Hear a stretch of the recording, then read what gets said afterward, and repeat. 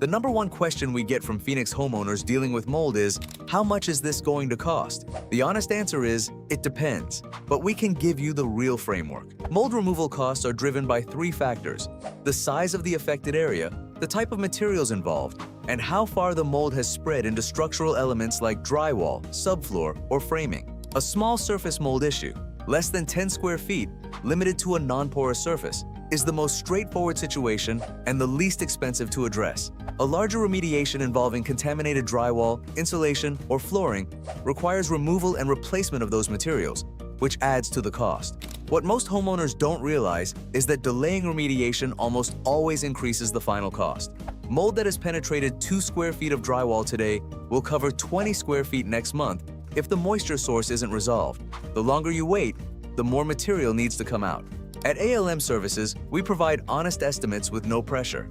One of our long-term clients said, "Larry and his team have done a great job getting things remediated for my company and clients." We work with homeowners on residential projects and with property managers and contractors on commercial jobs across the Phoenix metro area. IICRC certified, AZ licensed and insured.